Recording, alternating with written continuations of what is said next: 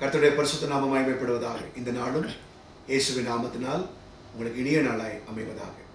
இன்றைய நாளுக்கான வார்த்தை யோபுவின் புஸ்தகம் 4ஆம் அதிகாரம் அதனுடைய 7வது வசனம். குற்றம் இல்லாமல் அழிந்தவன் உண்டோ?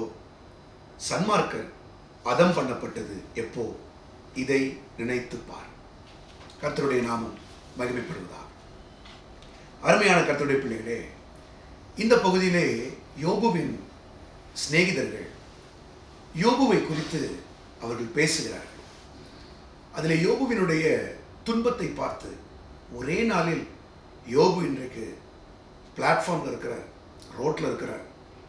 மாட மாளிகையில் இருந்த மனுஷன் ஒரே நாளில் 24 மணி நேரத்தில் எல்லாவற்றையும் இழந்து சரீர சுகத்தையும் இழந்து இன்றைக்கு ரோட்டில் உட்கார்ந்து சுரண்டி கொண்டிருக்கிற இந்த நிலைமையை 7 நாட்களாக அமைதியோடு பார்த்து கொண்டிருந்த அந்த சிநேகிதர்கள் 7வது நாள் முடிந்து வாயை திறக்கும் போது அவர்களுடைய சிந்தனையும் நினைவும் என்ன சொல்லுகிறது?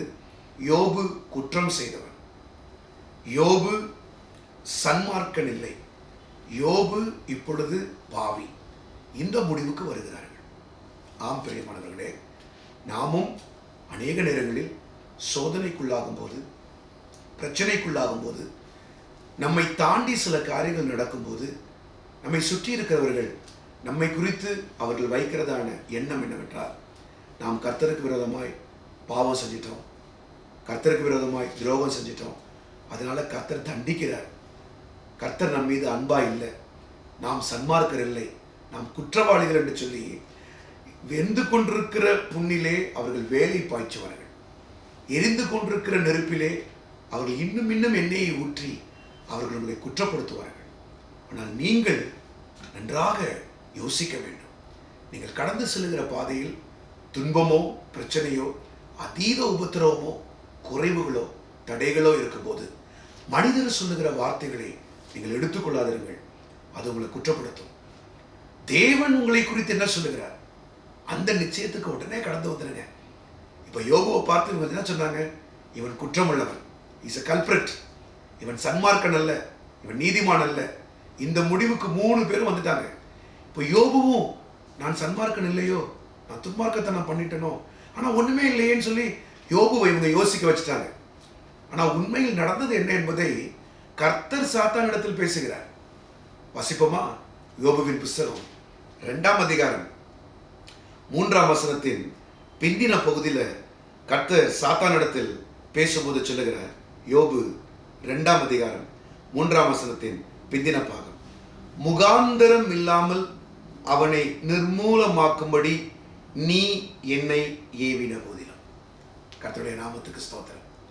யோபுவை பார்த்து ஆண்டவர் சாத்தானிடத்துல பேசுறாரு. சாத்தானே, என் மகனை துன்பப்படுத்தணும்னு நீ என்னை ஏவின, யோபுவின் மேல் கவனம் வைத்திரியா, அவன் விருதாபாவமை சேவிக்கிறான் அப்படின்னு அவனை தொடும், அவன் சரீரத்தை தொடும், அவனுக்கு உண்டானவைகளை தொடும்னு நீ என்னை ஏவின. எப்ப ஏவின? முகாந்திரம் இல்லாமல் நீ என்னை ஏவின முதலும். கர்த்தருடைய நாமம் மகிமைப்படுவதாக. யோபு மேல கர்த்தர் துன்பத்துக்கு அனுமதித்திருக்கிறதுக்கு ஒரு பர்பஸ் இல்லை, ஒரு முகாந்திரமும் இல்லை. ஆனால் யோபுவை சோதிக்க வேண்டும். யோபு இதையும் தாண்டி செல்லுவான், சாத்தான்ட்ட ப்ரூவ் பண்ணுங்கிறதுக்காக கர்த்தர் யோபுவை இந்த பாதைக்கு நடத்தினார். பிரியமானவர்களே, நீங்கள் கடந்து செல்கிற பாதையிலும் கர்த்தர் சில வேளைகளிலே சாத்தான சேலஞ்ச் பண்றதுக்காக கர்த்தர் நம்ம இந்த பாதையில நடத்துகிறார், நடத்தி கொண்டிருக்கிறார். மற்றவர்கள் சொல்லுகிற குற்றமுள்ள வார்த்தைகளை நம்பாதீங்க. நீதிமானை யார் குற்றப்படுத்தக்கூடும்? கர்த்தர் உங்கள் சார்பில் இருக்கும்போது யார் உங்களை வேதனைப்படுத்தக்கூடும்? சீக்கிரத்தில் இந்த பாதையை கடந்து வந்து சோதிக்கப்பட்ட பின் பொன்னாய் விளங்கி இரட்டிப்பான பலனை கர்த்தர் உங்களுக்கு தருவாராக. ஜெபிப்போமா? அன்புள்ள பிதாவே, இந்த நாளிலும் யாரெல்லாம் குற்றமன சாட்சியோடு மனிதனுடைய வார்த்தையினால், ஏளனத்தினால், அவமானத்தினால் துக்கப்பட்டு துயரப்பட்டு சொர்ந்து போயிருக்கிறார்களோ, கர்த்தாவே நீர் அவர்களை எழுப்புவீராக. முகாந்திரம் இல்லாமல் சாத்தான் எங்களை துன்பப்படுத்த வேண்டும் என்று ஏவின போதிலும் எங்கள் தேவன் நீர் எங்களுக்கு அதை அனுமதித்து சோதிக்கப்பட்ட பின் நாங்கள் பொன்னாய் விளங்க எங்களுக்கு கொடுக்கப்பட்டிருக்கிற பாதைக்காய் ஸ்தோத்திரம் ஸ்தோத்திரம் ஸ்தோத்திரம். இந்த அனுமதிக்கப்பட்ட தீமை ஆண்டவரே, சீக்கிரத்தில் உடைய பிள்ளைகள் தாண்டி ஓட பலன் தாங்க, ஜெயிக்க பலன் தாங்க.